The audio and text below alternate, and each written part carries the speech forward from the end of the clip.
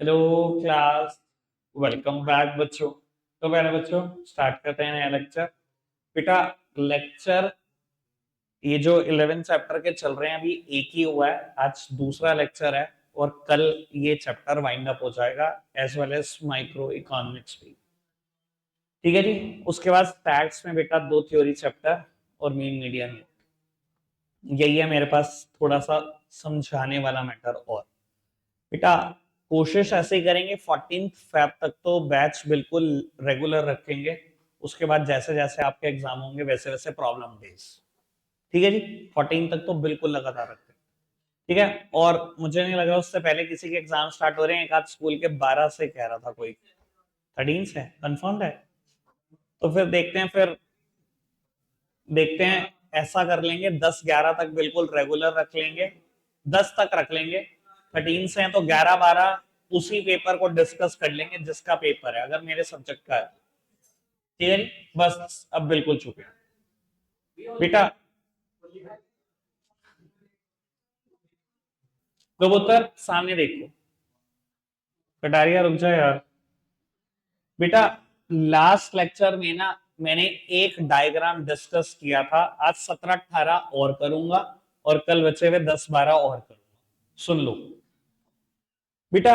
वैसे तो इस चैप्टर में ना बिल्कुल मतलब मेरे को ऐसा लगता है कि घबराने की जरूरत नहीं है, बहुत बहुत ज्यादा इजी पड़ता है सब कुछ। इसने ना हमेशा एक ही चीज पूछी है, इंक्रीज इन डिमांड का इम्पैक्ट क्या है मार्केट इक्विलिब्रियम पर, डिक्रीज इन डिमांड का क्या है, इंक्रीज इन सप्लाई का क्या है, डिक्रीज इन सप्लाई का क्या है, और आगे की भी कुछ बातें हैं, कुछ स्पेशल केस भी। मेरी तरफ देखना। लास्ट लेक्चर में मैंने इंक्रीज इन डिमांड की बात की थी। आज पहले डिक्रीज इन डिमांड, फिर इंक्रीज इन सप्लाई, फिर डिक्रीज इन सप्लाई, और फिर आगे की बात करता हूँ। 1 मिनट के लिए सब सामने देखेंगे। जो लास्ट लेक्चर में एब्सेंट थे वो थोड़ा सा और अच्छे से देखेंगे बेटा। चैप्टर का ना नाम है प्राइस डिटर्मिनेशन।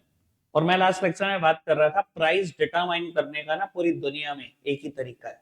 जहां डिमांड और सप्लाई इंटरसेक्शन कर देते हैं एक दूसरे को, वहीं प्राइस डिटरमाइन हो जाता है। आपने क्या करना है, एक्स एक्सिस पे लेनी है डिमांड और सप्लाई, और वाई एक्सिस पे लेना है प्राइस। क्योंकि डिमांड और प्राइस प्राइस और डिमांड में बेटा इनवर्स रिलेशनशिप होती है, इसलिए डिमांड कर्व हमेशा नेगेटिवली स्लोप्ड कर्व है from left to the right, नाम दिया D D. Supply curve positively sloped curve है क्योंकि रिलेशन ही पॉजिटिव है इसकी प्राइस के साथ, नाम दिया एस एस। जहां इंटरसेक्शन किया इन्होंने एक दूसरे को, वहां मेरे को मिला इक्विलिब्रियम पॉइंट, और उससे मैंने परपेंडिकुलर ट्रेस किया दोनों एक्सिस पर। ये है ऑप्टिमम क्वांटिटी डिमांडेड सप्लाइड, या इक्विलिब्रियम क्वांटिटी भी बोलते हैं इसको। और ये है ऑप्टिमम प्राइस, इसको हम इक्विलिब्रियम प्राइस भी बोलते हैं। ठीक है जी। कोई भी डायग्राम आ जाए, ये इतना तो डायग्राम बनेगा ही बनेगा। ठीक है जी। और 5 पॉइंट एक्सप्लेनेशन में भी लिखे जाएंगे। मैंने उस दिन भी लिखना बताया था, मैं अभी भी बोल रहा हूं। आप सबसे पहला पॉइंट लिखेंगे एक्स एक्सेस रिप्रेजेंट डैश, जो भी रिप्रेजेंट करता है। X axis represent quantity demanded and quantity supplied. ठीक है जी। Second point y axis represent dash, y axis represent क्या कर रहा है मेरे एग्जांपल में, प्राइस। ठीक है जी। Third point we drew demand curve D D which is a negatively sloped curve from left to the right. Demand curve के बारे में बात कर दी, डीडी के बारे में बात कर दी। ये एक्स एक्सिस की बात, ये वाई एक्सिस की बात, डीडी की बात, ये एस एस की बात। Then we drew supply curve which is a positively sloped curve from left to the right. ठीक है जी। उसके बाद पॉइंट ई की बात, where demand and supply curve intersect each other, we get the point E or the equilibrium point. Then we trace a perpendicular on both the axes. ठीक है जी। And we get the optimum price and optimum quantity demanded supplied. 5 point बिल्कुल common है, और उसके बाद दिमाग लगाने वाली बात ही नहीं है। ठीक है ना, बिल्कुल भेजा नहीं लगता तब भी 6 नंबर लेके आओगे इस चैप्टर में। बिल्कुल भी नहीं दिमाग लगाना। उसने कहा डिक्रीज इन डिमांड हो गया, उसका क्या इंपैक्ट पड़ा, मान लो ये क्वेश्चन पूछा। 5 बातें कॉमन। डिक्रीज इन डिमांड, बेटा किसी भी चीज का इंक्रीज होगा वो उसको राइटवर्ड शिफ्ट करेगा। ठीक है जी। किसी भी चीज का डिक्रीज होगा वो उसको लेफ्टवर्ड शिफ्ट करेगा। उसने कहा डिमांड डिक्रीज हो गई, अच्छा ये डिमांड कर डिक्रीज हो गई, कहां शिफ्ट कर दो, लेफ्टवर्ड्स कर दो। नया डिमांड कर्व ड्रीव किया, नाम रखा D1 D1 इसने जहां सप्लाई कर्व को इंटरसेक्ट किया, नया इक्विलिब्रियम पॉइंट मिला E1, परपेंडिकुलर ट्रेस कर दो दोनों एक्सिस पर, क्वांटिटी डिमांडेड गिर रही है, प्राइस भी गिर रहा है, खत्म कहानी, बस यही इंपैक्ट है। और मैं कुछ सोच के नहीं आया और कुछ सोच नहीं रहा हूं, जो डायग्राम दिखा देगा बस वही लिख देना, ठीक है जी।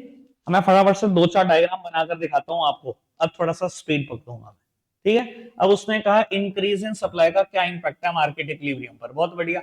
एक्स एक्सिस पे बता देना क्या दिया, वाई एक्सिस पे बता देना क्या लिया, डिमांड कर्व की एक्सप्लेनेशन, सप्लाई कर्व की एक्सप्लेनेशन, पॉइंट ई को एक्सप्लेन कर देना, परपेंडिकुलर एक्सप्लेन कर देना। इतनी बात तो हो गई भैया, बिल्कुल कॉमन।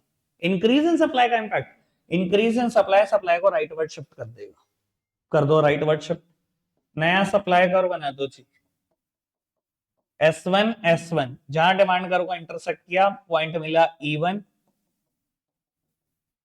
प्राइस गिर रहा है, क्वांटिटी सप्लाई बढ़ रही है, ठीक है। डिक्रीज इन सप्लाई का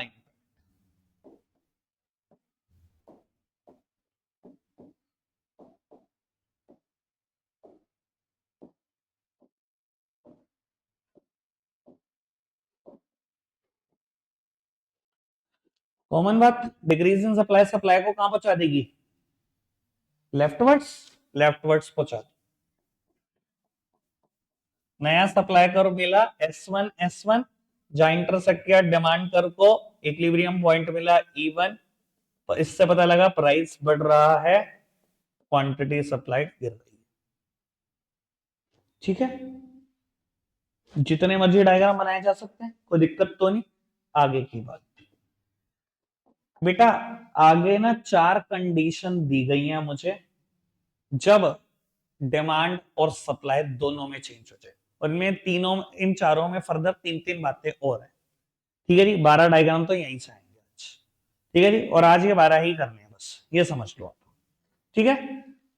आप सामने देखेंगे जिसमें से मैंने सिर्फ 2 बनाने का जिम्मा उठाया, बाकी 10 मैं आपकी कॉपी में देखूंगा, ठीक है जी। जितनी मर्जी रफ फॉर्म में बनाओ, बस समझ आना चाहिए कि प्राइस पे क्या इंपैक्ट पड़ रहा है और क्वांटिटी पे इंपैक्ट क्या पड़ रहा है, बस बाकी मुझे और कुछ नहीं चाहिए आपसे, ठीक है। मेरी तरफ देखना फिलहाल बेटा, उसने बोला डिमांड और सप्लाई दोनों में साथ में ही चेंज हो, अब चेंज भैया इंक्रीज का भी हो सकता है, डिक्रीज का भी हो सकता है, ठीक है जी। अब ये देखना, उसने कहा both demand and supply decreases, both demand and supply increases, demand decreases supply increases, demand increases supply decreases. पहले तो 4 मेन केस है, इनमें फर्दर 3-3 केस और बनेंगे, समझदार समझ गए होंगे इतनी देर में कि क्या केस है। बेटा अगर डिमांड और सप्लाई दोनों डिक्रीज करने की बात करें, इसमें 3 केस कौन से बनेंगे।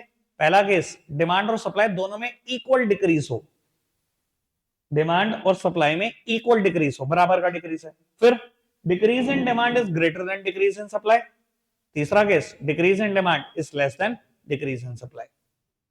ऐसे ही increase in demand is equal to increase in supply, पहला केस होगा इसमें, increase in demand is greater than increase in supply, फिर होगा increase in demand is less then increase in supply, ठीक है जी। और ऐसे ही 3 केस यहाँ, ऐसे ही 3 केस यहाँ, 12 केस समझ में है क्या बनेंगे, ठीक है जी। इन दोनों के पहले पहले केस में टच कर दूंगा, बाकी आपके लिए छोड़, ठीक है जी। मेरी तरफ देखना पुत्र जी, डिमांड और सप्लाई दोनों में डिक्रीज हो रहा है और हम मान लेते हैं इक्वल डिक्रीज है, ठीक है जी। सुनना, इधर देखना, और मैं समझाऊंगा भी, सिर्फ रट, मुझे पता है आप रट के रिजल्ट लिख दोगे, पर मैं थोड़ी सी बात समझने वाली भी कर दूंगा। Original demand curve, original supply curve, देखो मैं क्योंकि स्केल से नहीं बना रहा, तो थोड़ी बहुत एरर हो सकती है, ठीक है जी। आप स्केल से बनाएंगे तो बिल्कुल ठीक बनेगा। इधर देखना, डिमांड और सप्लाई में डिक्रीज है, दोनों में बराबर डिक्रीज है, पहला केस है ना। इधर देखो बेटा, डिमांड में डिक्रीज है, डिमांड को कहां शिफ्ट करेगा, लेफ्टवर्ड, सप्लाई में डिक्रीज है, सप्लाई को कहां शिफ्ट करेगा, लेफ्टवर्ड, ठीक है जी। और दोनों में बराबर डिक्रीज लेना, मेजरमेंट के हिसाब से जितने भी लोगे, जितने भी सेंटीमीटर लोगे, ठीक है। लो, मैं कोशिश करता हूं कि मैं थोड़ा सा बराबर करने की कोशिश कर सकूं।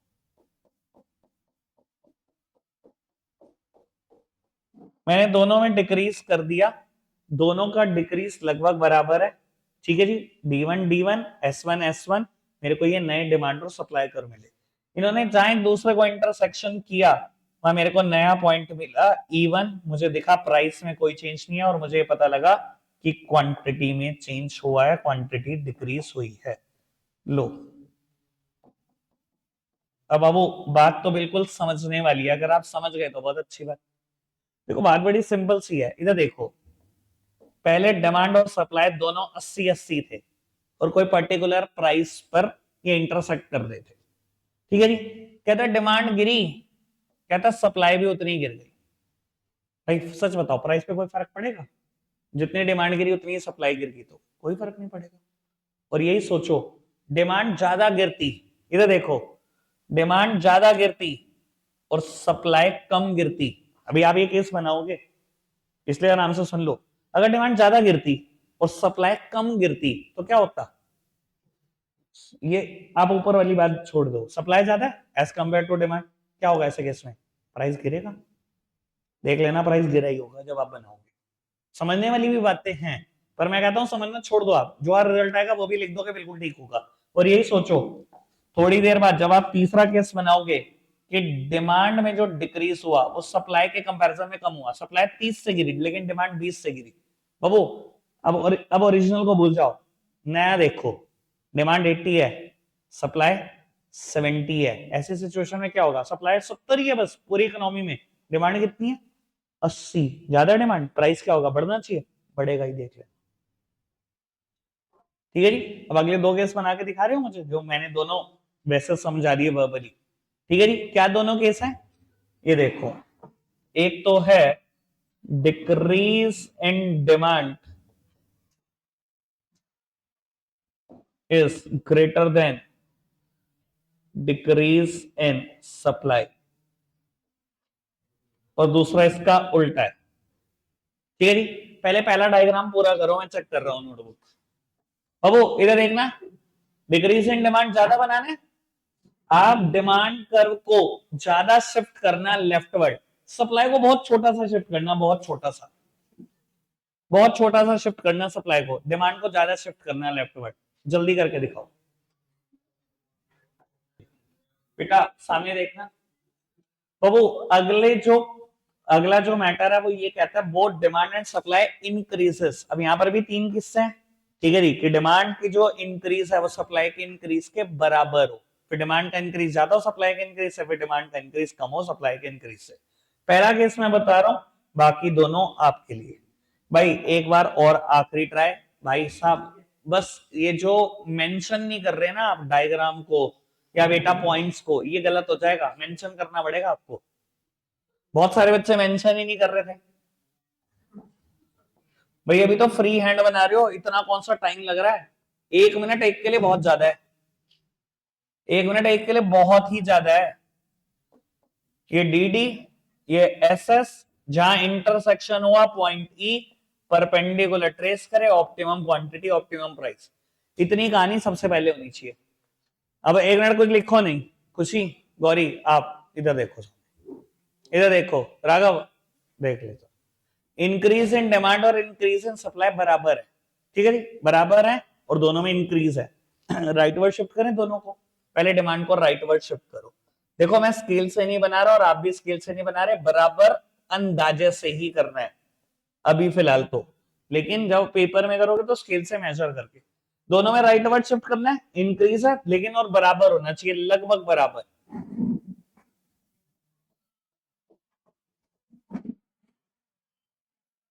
नया सप्लाई कर S1 रहने दे आप, जहां इंटरसेक्शन हुआ पॉइंट मिला E1, और अगर आप देखोगे तो ये था ओरिजिनल प्राइस, प्राइस में अभी भी कोई चेंज नहीं हुआ लेकिन क्वांटिटी में चेंज हुआ, प्राइस में कोई चेंज नहीं हुआ। और होना भी नहीं चाहिए, एक बात कुछ सोचने की है, डिमांड और सप्लाई पहले कहीं पर इंटरसेक्शन कर रहे थे, कहता डिमांड भी बढ़ गई, कहता उतनी सप्लाई बढ़ गई, क्या फायदा हुआ? अगर डिमांड खाली डिमांड बढ़ती और सप्लाई 100 ही रहती तो प्राइस बढ़ता, और अगर डिमांड ना बढ़ती सप्लाई 120 हो जाती तो प्राइस गिरता। लेकिन दोनों में बराबर का इंक्रीज हो गया, सोचने वाली बात है, प्राइस हिलेगा? फ्लक्चुएट होएगा ही नहीं बिल्कुल भी। समझ के भी किया जा सकता है, पर मैं फिर कह रहा हूं समझना छोड़ दो आप, जो डायग्राम दे वही रिजल्ट है फाइनल।